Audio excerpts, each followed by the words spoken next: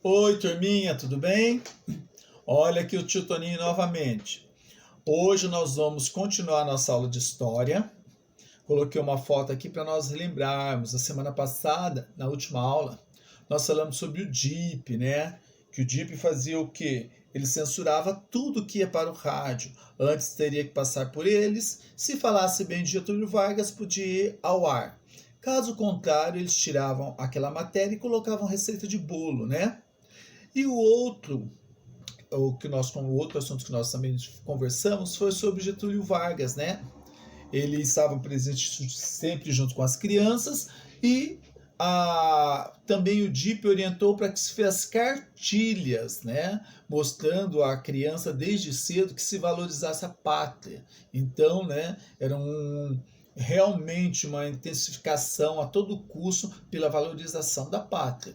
Então, olha que as crianças desde cedo recebiam a cartilha falando bem de Getúlio Vargas e valorizando a pátria, tá bom?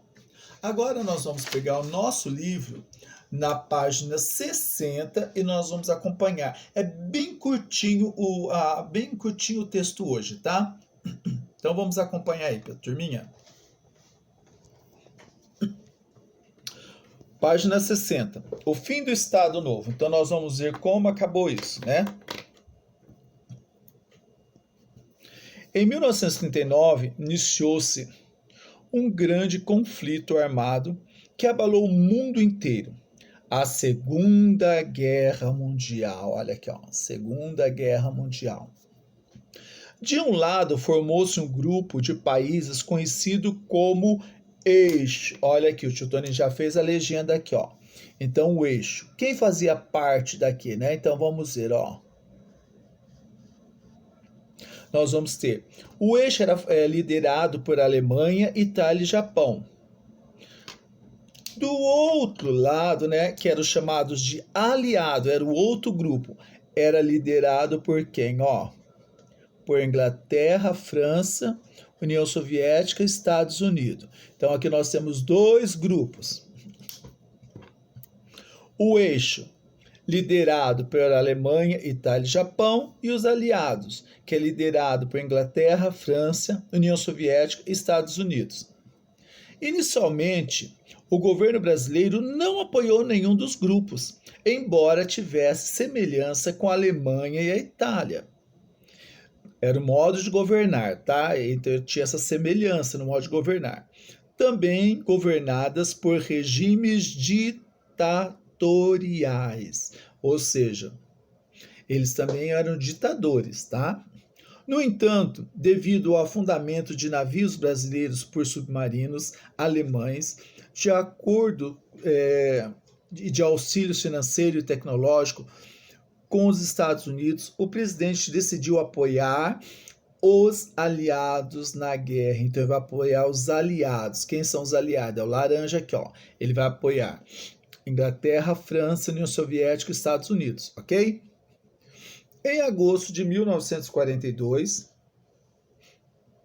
o governo brasileiro declarou guerra aos países do eixo. Então, o Brasil vai contra os países do eixo, que era Alemanha, Itália e Japão.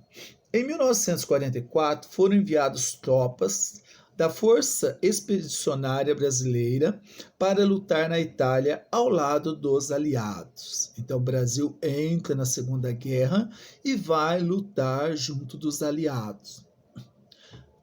Após a entrada do Brasil no conflito, a oposição contra Vargas intensificou-se, ou seja, as pessoas que estavam contra eles, contra Vargas, aumentou mais, começou a criticá-lo ainda mais, tá? Então, as pessoas brasileiros não ficaram contra Vargas, o número de pessoas aumentou, as críticas foram mais intensas.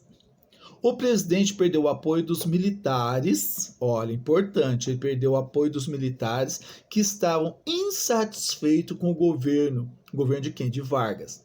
E manifestações públicas de descontentamento com a ditadura no país passaram a ocorrer. Então, o que aconteceu aqui, pessoal? Os militares pararam de apoiar, as manifestações começaram a ser frequentes, né? E o país começa a ter ditadura. O que é ditadura? né? Quando alguém impõe as ordens e o outro não tem como, né, discutir, apenas obedecer. Os opositores de Vargas disseram que havia uma grande incoerência. Incoerência por quê? Vamos ver. Na atuação do governo.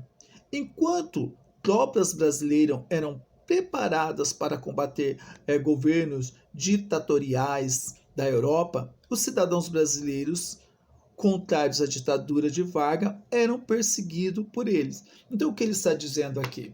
Está dizendo que Getúlio Vargas era contra a ditadura, mandavam pessoas para lá, né, soldados para guerrear, para brigar lá.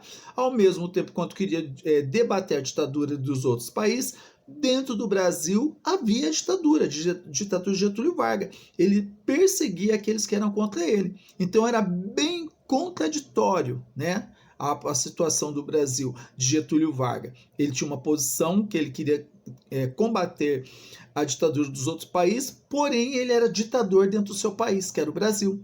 Então era incoerente a situação, né, de Getúlio Vargas. Diante da pressão, Vargas convocou eleições para dezembro de 1945. Autorizou a fundação de partidos políticos e extinguiu, quer dizer, ele acabou com o DIP. DIP era aquela imprensa que controlava tudo que ia nos jornais, no rádio. Se falasse mal de Getúlio Vargas, eles não deixavam, né? Só tinha que falar coisas boas. Então acabou com o DIP.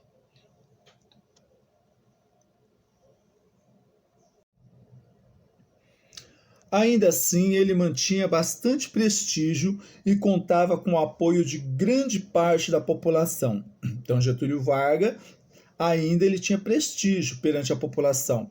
Vocês se lembram que eu falei que grande parte da população era analfabeta, que não tinha assim uma consciência política, então eles valorizavam o que eles ouviam pelo rádio. Então o rádio só falavam coisas boas de Getúlio Vargas. Então para a população Getúlio Vargas era bom.